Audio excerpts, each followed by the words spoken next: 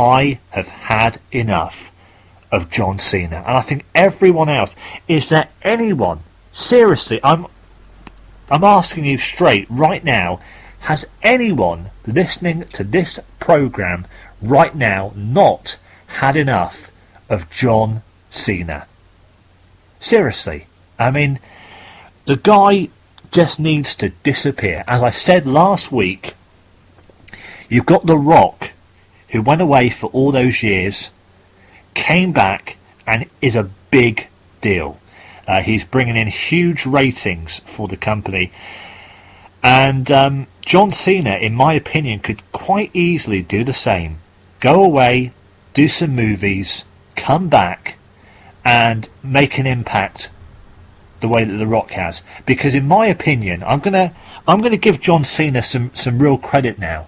To me, there is not a huge difference between The Rock and John Cena. The main difference is The Rock was on top at a time when the business was hotter. The business was hotter at the time, so it was easier for The Rock to have been on top than John Cena. You can look at the ratings numbers over the last few years and say, well, John Cena is nowhere near as good as The Rock. I don't believe that. I just think it was a better time in the business when The Rock was on top. I don't want to take anything away from The Rock and anything away from his accomplishments, but I look at the two of them, and to me, you know, people will look at The Rock and they kind of look at it with rose-tinted glasses, whatever that saying is, and look at the time when The Rock was on top and say, well, it was such a better time in the business. And it was.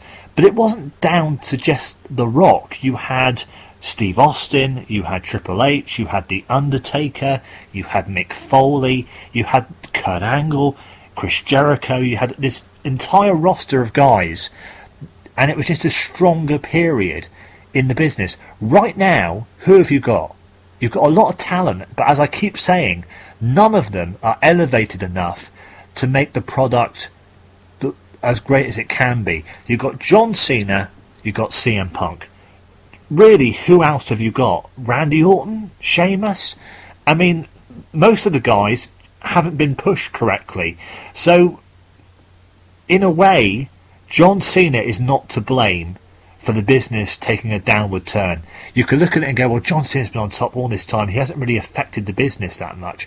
No, he hasn't, but he hasn't really had that support network either. There haven't been those guys behind him the way that The Rock had, like I say, Triple H, Undertaker, all the guys I just mentioned. There isn't that support network there now.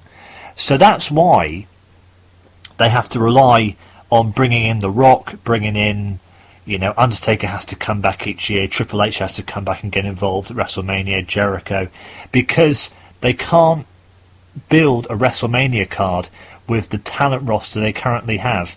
So yeah, I mean, John Cena's been on top all this time, and what he really needs to do is go away and come back, I think, because I think that if he went away, did some movies, I think people would actually welcome him back. Although, like I say, it's a different time in the business. When The Rock was on top, it really was a golden period. So The Rock coming back, people say, oh, that's The Rock, he was a star years ago. I think people will still have the same attitude or the same opinion of John Cena coming back. They'll still go, oh, that's John Cena. You know, he was a star 5 years ago. Oh, great, he's back. That's fantastic. I really do believe that. I don't think John Cena is really that bad. The problem is he has been rammed down our throats, and it's the same character he's played, and it's just gotten so stale. And it was so evident on Raw this week how stale the John Cena character truly is. He cut that promo at the end of Raw, and it was god awful. I mean, he was pointing at people in the crowd and making jokes about them, and it just didn't work. It wasn't funny. It wasn't any good at all. And John Cena's promos have been bad. I mean, I think I called him the worst on the microphone, didn't I? When I was going through the categories, when I was looking at the worst of the year, I said that he was the worst on the microphone, mainly because in these promos, they're just so bad. They're dreadful. And he constantly main events, even when he's not the champion. I mean, it's got to the stage where John Cena either needs to go away or he really needs to turn heel. He really does. And the argument's always been you can't turn John Cena heel because of the kids. Well, how can I put this politely? Forget the kids. Or I was going to use another word then, but no, forget the kids. Because the kids will just find another hero. That's the way it works. That's the way it worked with Hulk Hogan. Hulk Hogan got to the stage where he was just so bad it was untrue, and they needed to find someone else to put in that spot, and they got Bret Hart. And kids went from, and believe me, because I was a kid at the time, I was a Hulk Hogan fan. I don't like to admit it much these days. I was only 6 or 7 at the time though. I was a Hulk Hogan fan at the age of 6, and I soon just became a fan of Bret Hart. And it's the exact same thing with John Cena. The kids will just get behind, I don't know, Zack Ryder always jumps out to me as an obvious wrestler the kids could get behind. They could quite easily get behind Zack Ryder instead.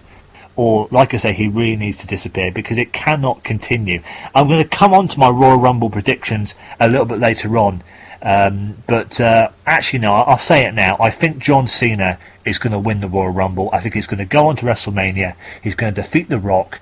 He's going to be world champion. He's going to be WWE champion for the whole of 2013 probably, because he spent most of 2012 losing. Still being in the main event each month, of course, but losing every month. So I think John Cena is going to be on top in 2013. And if that is the case, if that is what's going to happen, then I'm sorry, but the WWE is in a hole right now, and they're going to go even deeper into that hole because John Cena is no good.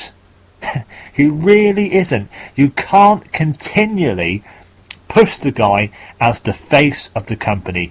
You need to get behind CM Punk.